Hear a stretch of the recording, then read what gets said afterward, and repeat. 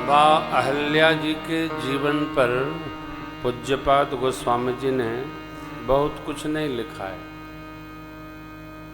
जो लिखा वो तालाबंद लिखा है। क्या लिखा?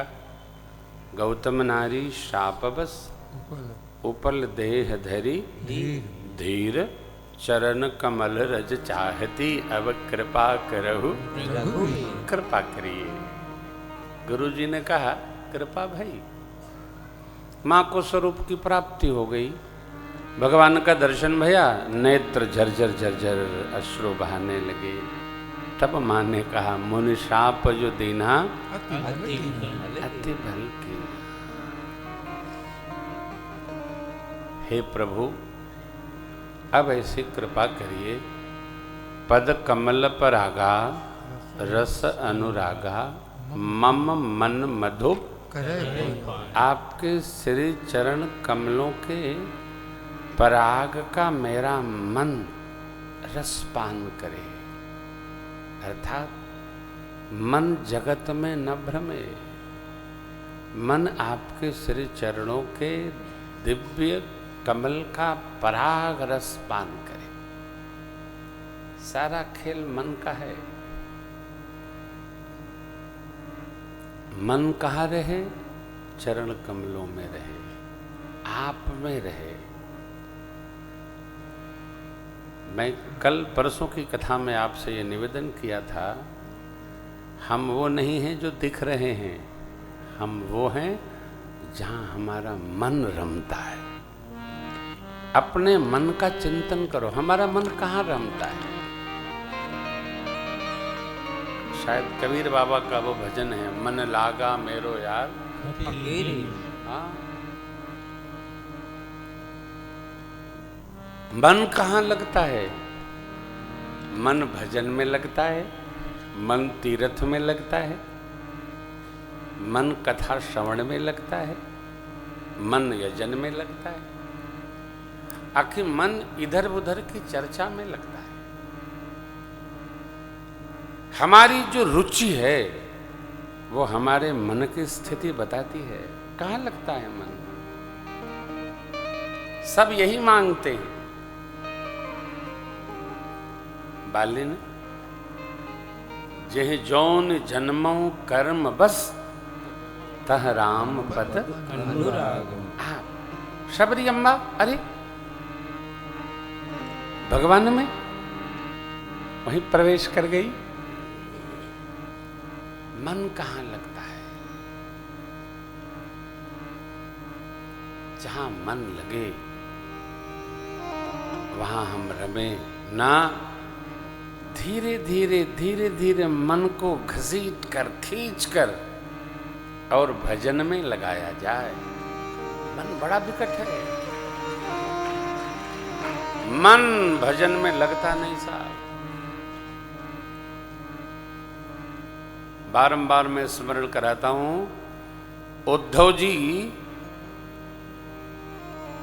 जब श्री राधा जी गोपियों को समझाने गए ना, तो प्रेम धर्म की आचार्यां गोपियां कहती हैं, उद्धव मन न भये। मन 10-20 नहीं है, एक होता है। एक रह्यो सो गयो श्याम संग, अब को अवराधे ईश उधो मन न भये 10-20। मेरी मां ने मांगा उत्पात न बने हो।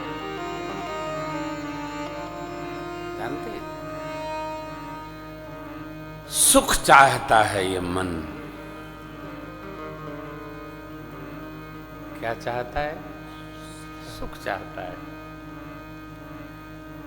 मन इंद्रियों पर आरूढ़ होकर कभी आंख के द्वारा दर्शन का सुख चाहता है, कभी त्वक के द्वारा स्पर्श का सुख चाहता है, कभी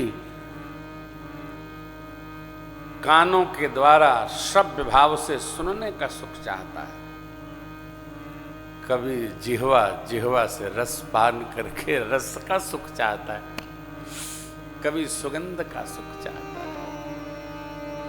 परंतु इसको कोई भी इंद्रिय विषयों में सुख प्रदान नहीं करता, फिर वो भटकता रहता है। इसलिए मेरी मां प्रार्थना करती है, प्रभु पद कमल परागा रस अनुरागा मम मन मधु करे। अब पतिलोक प्रस्थान कर गई, विदा दिया प्रभु ने। गोस्वामी जी का यहाँ दूसरा निर्णय आया, अस प्रभु दीन बंधु हरि कारण रहित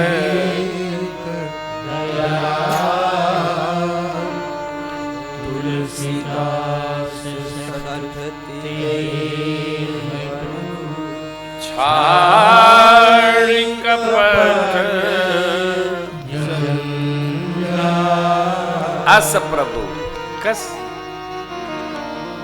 धरती पर ऐसा कोई नहीं है जो बिना स्वार्थ के हमको आपको प्रेम करता है, कोई नहीं।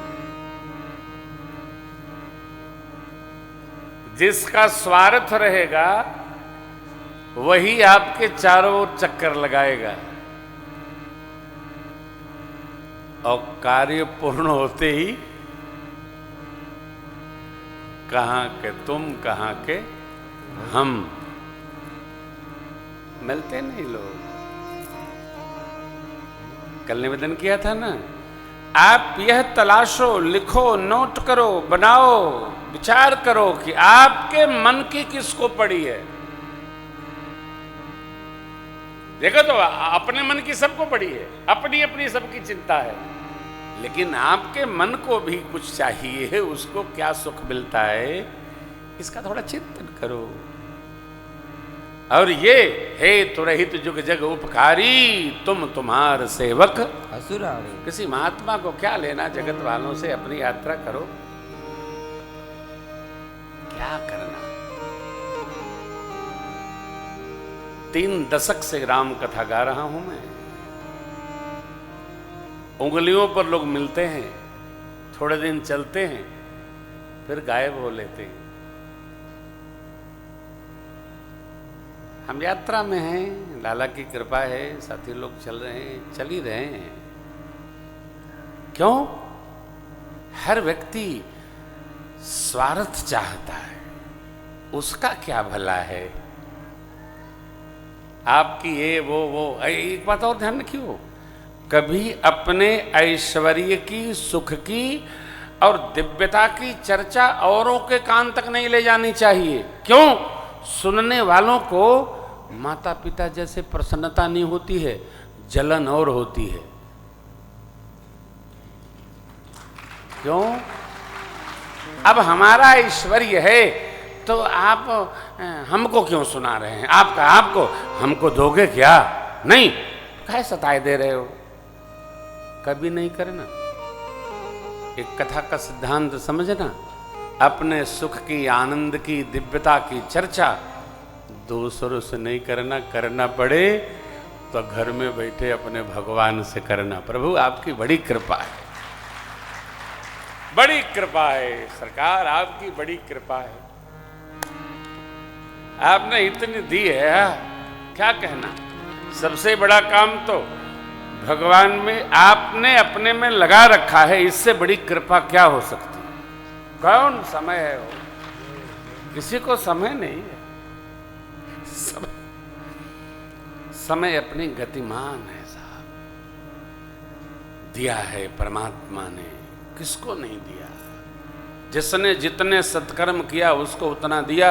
क्रमाण संचितो प्रारब्ध में, केवल क्रमाण हमारे हाथ में है। क्रमाण दिव्य करो, अच्छा करो। यदि क्रमाण दिव्य है तो संचित होकर प्रारब्ध दिव्यतम अवश्य बनाएगा, इसका भरोसा रखो। ये श्रुति शास्त्र सत्संग पुराण कहते। इसलिए बाबा ने यहां लिखा, कारण रहित अकारण करुणा करने वाले परमात्मा, कारण रहित अस्तु तुलसीदास सठते भजु छाड़ कपट। कपट जो हो सो दिखाई पड़ो, बनावट नहीं, ये कपट है। जो नहीं हो वो दिखाई पड़ना, ये कपट है। जो नहीं है उसका प्रदर्शन कपट है। इसका उदाहरण है मारीच। हो कपट मृग तुम छलकारी, जय मिस हरियाणो नृप नारी। रावण ने कहा मारीच से, अरे कहां फंसा रहे हो, मार डालेंगे। रावण ने क्या कहा आप सुनेंगे आगे के प्रसंग में। कपट नहीं करें, छाड़ कपट जंजाल।